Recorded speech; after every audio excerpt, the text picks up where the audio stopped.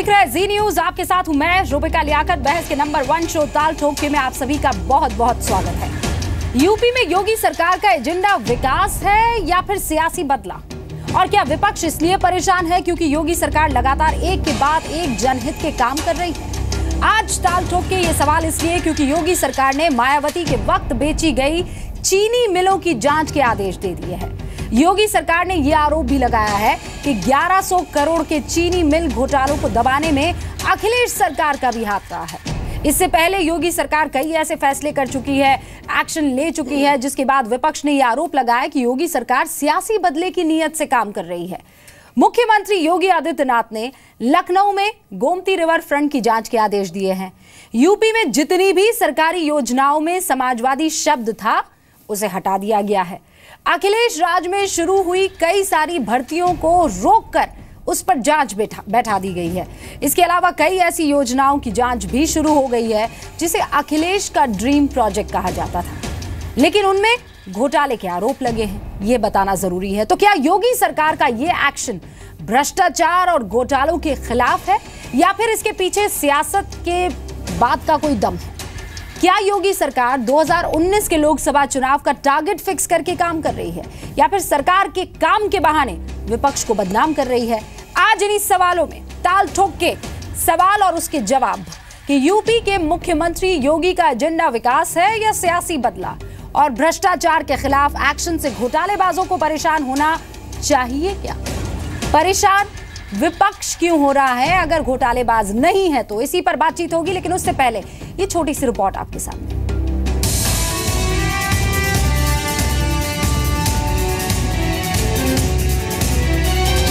जहां भ्रष्टाचार मुक्त व्यवस्था होगी वह उत्तर प्रदेश होगा।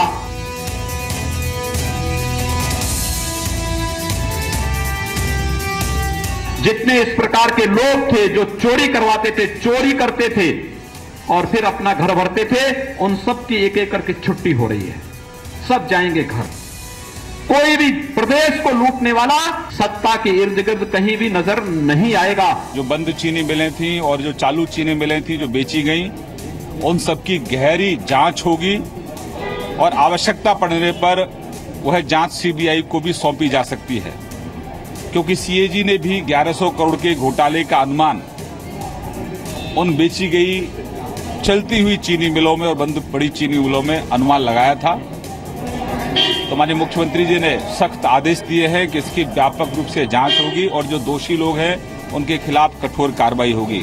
देखिए, मुझे अभी तक कोई विकास नजर नहीं आया है। कौन सा ऐसा कदम है जिसके बारे में मैं कह सकूं कि उत्तर प्रदेश की सरकार ने विकास की तरफ, विकास की दिशा की तरफ एक कदम उठाया है? प्रधानमंत्री ने क्या ये वादा किया था कि सिर्फ 1 लाख रुपए तक का कर्जा माफ होगा? क्या प्रधानमंत्री ने ये वादा किया था कि किसानों के एक ग्रुप का कर्जा माफी होगी? उत्तर प्रदेश सरकार की जो भी योजनाएं हैं उसके तहत जहां समाजवादी नाम लगा है वो हटेगा और उसके आगे मुख्यमंत्री योजना कहते हुए चलेगा। केंद्र की भी योजनाएं जो चल रही थी उसके बारे में भी हम लोगों को जो जानकारी मिली उस पर भी समाजवादी नाम जोड़ा जा रहा था, मगर केंद्र की जो योजना रहेंगी वो केंद्र के भी जो भी नाम दिया गया उसी के नाम से चलेगी। नई सरकार का अपना प्रेरोगेटिव है, वो जो नाम चाहे बदलें। हम चाहते हैं नाम के साथ काम भी बदला जाए, और समाजवादी नाम किसी के नाम से तो नहीं था। समाजवादी तो विचारधारा है, ना बदलते तो अच्छा। ताल ठोक के आज का पहला सवाल, योगी का एजेंडा विकास या सियासी बदला? दूसरा सवाल, योगी के काम से क्यों बौखलाए अखिलेश माया? तीसरा सवाल, योगी कर रहे हैं काम, विपक्ष क्यों परेशान? और ताल ठोक के आज का चौथा सवाल, योगी के विकासवाद से परिवारवाद, जातिवाद फेल? खास मेहमान हमारे साथ जुड़ गए हैं। प्रेम शुक्ला साहब बीजेपी के प्रवक्ता है, राजनीति में आने से पहले पत्रकार थे, शिवसेना की मुखपत्र दोपहर का सामना के एग्जीक्यूटिव एडिटर रह चुके हैं। सर, बहुत बहुत स्वागत है आपका। अभय दुबे साहब कांग्रेस पार्टी के राष्ट्रीय प्रवक्ता हैं, सर आपका भी बहुत बहुत स्वागत है। अशोक देव साहब प्रवक्ता है समाजवादी पार्टी के, पिछले 2 दशक से जुड़े हुए हैं समाजवादी पार्टी के साथ। सर आपका भी बहुत बहुत स्वागत है। रामदत्त त्रिपाठी साहब वरिष्ठ पत्रकार हैं, आप सब अच्छे से जानते हैं कि लखनऊ की सियासत या उत्तर प्रदेश की सियासत की जब भी बात होती है तो 21 सालों का इनका तजुर्बा वाकई काम आता है। पत्रकार के तौर पर यूपी की राजनीति को बहुत करीब से जानते हैं। सर आपका भी बहुत बहुत स्वागत है। राकेश गौतम साहब बहुजन समाज पार्टी के वरिष्ठ नेता हैं, यहाँ स्टूडियो में हमारे साथ बने हुए हैं। सर आपका भी बहुत बहुत स्वागत है। शुरुआत में 1.5 मिनट आप सबको मिलेंगे और शुरुआत में प्रेम शुक्ला जी आपसे कर रही हूँ। मेरा सीधा सा सवाल है, ये विकास का एजेंडा चल रहा है या फिर सियासी बदले का काम चल रहा है? आरोप आप पर यही लग रहे हैं और खासकर विपक्षियों की तरफ से। देखिए, विकास का ही एजेंडा है, लेकिन विकास के एजेंडे में जिन लोगों ने पूर्ववर्ती सरकारों में विनाशकारी निर्णय लिए हैं, जिन्होंने उत्तर प्रदेश की जनता के जो बहुत बहुमूल्य उसके कर से जो उसकी कोष में जमा हुआ जो धन था उसका अपाहार किया है, घोटाले किए हैं। रिवर फ्रंट में किसी ने घोटाला किया है, किसी ने जो है वो चीनी मिलों को जो है एक व्यक्ति विशेष के हाथों में देने के लिए बड़े पैमाने पर घोटाला किया है। तो सरकार का ये भी दायित्व बनता है कि वो पारदर्शी और भ्रष्टाचार मुक्त सरकार का संचालन करे। चूँकि भ्रष्टाचार के मुद्दे पर भी चुनाव लड़ा गया और जो जनादेश है वो भ्रष्टाचार से मुक्ति दिलाने का भी जनादेश है, पारदर्शी प्रशासन का भी जनादेश है, विकास का भी जनादेश है। तो उत्तर प्रदेश के समन्वित विकास के लिए जो जिम्मेदार लोग रहे घोटालों को, उनको दंड पहुंचाना भी ये राज्य का मुख्यमंत्री का दायित्व है। और उस दायित्व बोध के तहत जो है, और अगर किसी को लगता है कि उसके ऊपर प्रतिशोध के तहत कार्रवाई हो रही है तो भाई जांच में अपना पक्ष रखे, दूध का दूध पानी का पानी हो जाएगा। जिसको पता है कि उसने ईमानदारी से काम किया है उसको तो चिंता ही नहीं करनी चाहिए किसी भी जांच का, बल्कि उसका जो है पूरा सीना तानकर जांच का सामना करना चाहिए।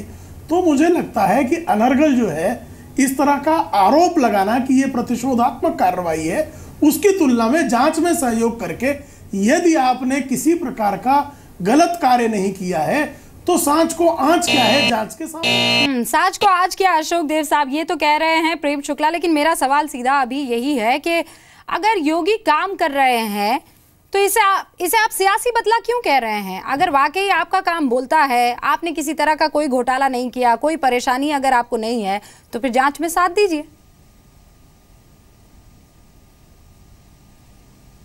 लियाकत जी, सबसे पहले मैं आपको बता दूं कि हमें कोई परेशानी नहीं है योगी जी क्या कर रहे हैं, लेकिन एक बात तो जरूर कहना चाहेंगे कि जब ये महिलाओं की सुरक्षा की बात किए थे कि उत्तर प्रदेश महिलाएं सुरक्षित रहेंगी, तो आज महिलाएं सुरक्षित कहाँ हैं? जबकि तत्कालीन मुख्यमंत्री जब 2012 में बने थे माननीय श्री अखिलेश यादव जी, महिलाओं की सुरक्षा के लिए 1090 लेकर के आए थे और महिलाएं उसे सुरक्षित रहीं। और आज स्थिति क्या है? एंटी रोमियो दल के नाम पे हिंदू वाहिनी के नेता जो है भाई बहन को प्रताड़ित कर रहे हैं, पुलिस धन की उगाही कर रही है। जहाँ तक शिक्षा की बात है, आज देखिए उत्तर प्रदेश में शिक्षा हर जगह बाधित है। 17 लाख छात्रों को छात्रवृत्ति आज तक नहीं दी गई, जबकि पिछले सरकार में माननीय श्री अखिलेश यादव जी ने सभी बच्चों को छात्रवृत्ति के नाम पर छात्रवृत्ति दिया और उनका बाधित कहीं नहीं हुआ एजुकेशन, पढ़ाई सुचारू रूप से चल रहा है। लेकिन आज क्या है? आज 17 लाख बच्चों को छात्रवृत्ति नहीं दी गई। स्वास्थ्य की जहां तक बात है, उत्तर प्रदेश में पहली बार ऐसा हुआ कि 102 108 हमने चला करके पूरे गांव-गांव तक जो है स्वास्थ्य हमने मुहैया कराया। खास तौर से उस गोरखपुर बेल्ट में जहां बच्चों की मौत हो रही थी, हमने बाल चिकित्सालय बनाया और उसका दवा शुरू किया। लेकिन आज स्थिति क्या है? आज जो भी BPL धारक हैं, चाहे 34,000 से ज्यादा कम की जिनकी आमदनी है, उनका जो है इलाज रोक दिया गया है, सभी हॉस्पिटलों में रोक दिया गया है। तो ये कर क्या रहे हैं? कर रहे हैं शुद्धिकरण कर रहे हैं। आज मुख्यमंत्री आवास बताइए कितने दिनों के लिए है? मुख्यमंत्री आवास में 5 सालों से पिछड़ा वर्ग, दलित, महिलाएं और बेरोजगार आते थे, उसका शुद्धिकरण करा। सर ये काम तो ऐसा नहीं है कि आपने चुनावों से पहले आपकी जनता को, यूपी वासियों को नहीं गिनाया होगा। अगर इतना ही आपका काम बोल रहा था तो फिर चुनाव में रिजल्ट क्यों नहीं बोला? वो चुनाव में रिजल्ट आपको क्यों ले डूबा?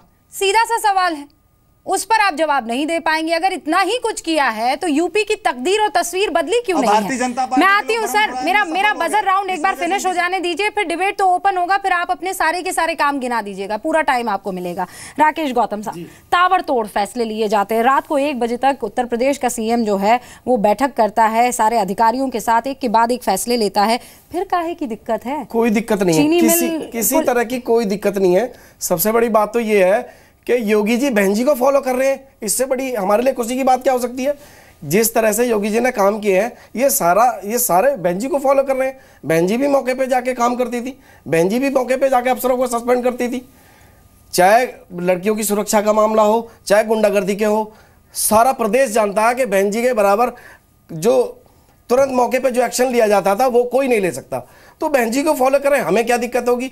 बात चीनी मिलों की है जहाँ तक, तो 21 चीनी मिलों की स्थिति ये थी कि किसानों का जो भुगतान था उस वक्त की सरकार में किसानों को भुगतान नहीं हो रहा पाता। केंद्र सरकार की तरफ से कोई मदद थी नहीं, सरकारी चीनी मिलें घाटे में चल रही थी, सरकार ने उनको प्राइवेट कंपनियों को दे दिया, प्राइवेट कंपनियों ने किसानों को भुगतान कर दिया। इसमें काय का घोटाला हो गया। आपको दूसरी और मैं बताऊं, तत्कालीन सरकार ने अखिलेश यादव जी की सरकार ने इसी किस चीनी मिलों के ऊपर जांच बिठाई थी, लोकायुक्त ने जांच की थी, लोकायुक्त ने क्लीन चिट दिया बहन जी को। तो हमें काय की दिक्कत है। अरे नहीं, सवाल तो ये कि घोटालों में कहीं ना कहीं अखिलेश सरकार का भी अब हाथ आ गया था। आप कह रहे हैं जांच बिठाई, फिर उसमें कुछ निकल के आरोप लग रहे हैं। कुल मिला के आप सफाई दे दीजिएगा। ये राजनीतिक द्वेष की भावना से जो वही तो सवाल है। आज का टॉपिक ही साहब वो है, हमारे पास पूरा घंटा भर है। ठीक है। मैं अब अशोक जी आपके पास आना चाहती हूँ। अभय दुबे साहब मैं आपके पास आना चाहती हूँ। आप बताइए, आप क्या फील कर रहे हैं।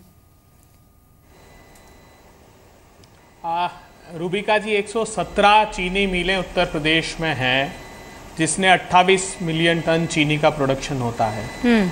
योगी जी, सबसे पहले तो ये बताइए, आपने कहा था 14 दिन में चीनी का भुगतान होगा, अभी 16-17 का 6,000 करोड़ रुपया बाकी है, 14-15 का और 15-16 का 500 करोड़ और 50 करोड़ रुपया बाकी है। आपका मोदी सरकार का कॉस्ट एंड प्राइस डिपार्टमेंट कहता है कि जो चीनी की फेयर एंड रिम्यूनरेटिव प्राइस 230 रुपए है वही दीजिए। जो स्टेट एडवाइस प्राइस 305 रुपए कर दी थी अखिलेश यादव ने, उसको बंद कर दीजिए, जबकि वहां लागत ही प्रति क्विंटल 255 रुपए आता है, ये मोदी सरकार कहती है। दूसरी बात, ये योगी जी ने कहा स्लॉटर हाउस और अवैध मांस की दुकानें हमने बंद करा दी। योगी जी कहां कराई? वाराणसी में, आगरा में, लखनऊ में, फैजाबाद में, अलीगढ़ में। यहां तो सारे महापौर आपके थे, तो लाइसेंसिंग अथॉरिटी भी वही थी और अवैध ना चले ये जिम्मेदारी भी उनकी थी। क्या एक्शन आपने उन पर लिया? आपने कहा कि हम योग प्रारंभ कराएंगे स्कूल में, तो चलिए 2,55,969 स्कूल हैं उत्तर प्रदेश में।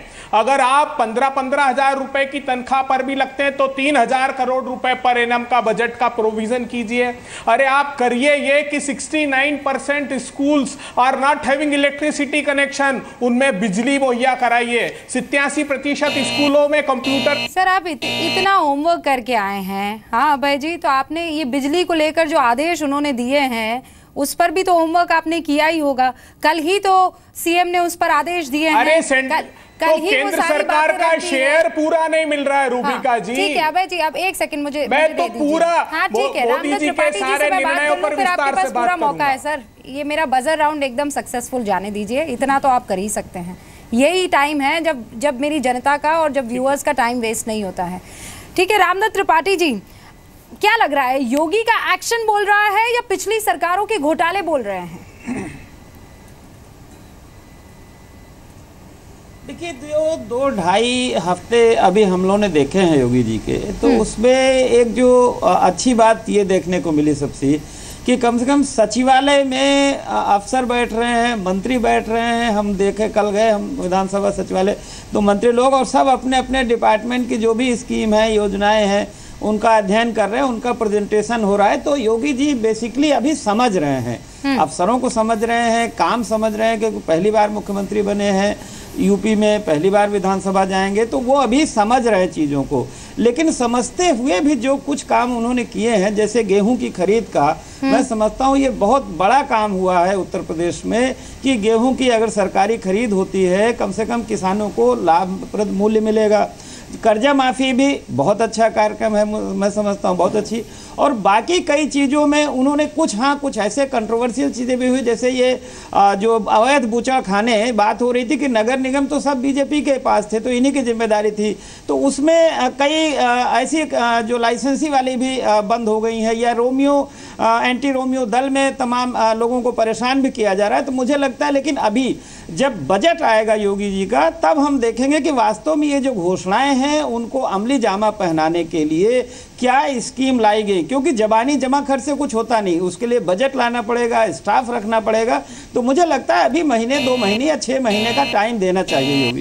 लेकिन आप कह रहे हैं वो शुरुआत जो 2-2.5 हफ्ते है उसमें दिख तो रहा है कि काम हो रहा है, दिख तो रहा है कि काम करने के तरीके को थोड़ा कुछ बदला जा रहा है। लेकिन प्रेम शुक्ला जी, आरोप सीधा सीधा ये लग रहा है, काम कर रहे हैं ना, फिर नाम से क्या प्रॉब्लम है? आपको समाजवादी से क्या चिढ़ है? वो यादव तो नाम नहीं है जो आप चेंज करने की कोशिशें कर रहे हैं, क्या वजह है? काम कीजिए ना, नाम से क्या परेशानी है आपको? एक नहीं, ठीक है, एक चीज तो बहुत स्पष्ट है, रामदत्त जी ने भी कहा कि भाई कामकाज से लोग संतुष्ट है, होनहार बिरवान के होत चीकने पात।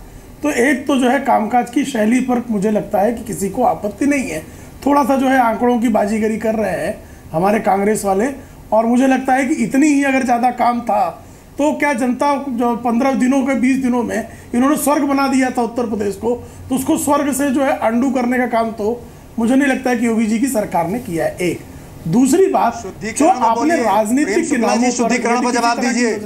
प्रेम शुक्ला जी, शुद्धिकरण पर जवाब दीजिए। शुद्धिकरण भी बहुत स्पष्ट है, वो वास्तु पूजन है।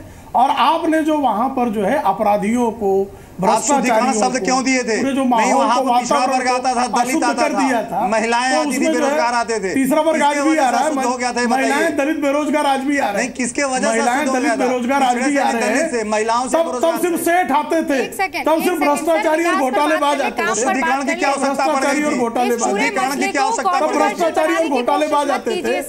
सिर्फ सांप्रदायिक शक्तियां क्या कर दिया? एक सेकंड रुक जाइए, मेरे सवाल का जवाब लेने दीजिए।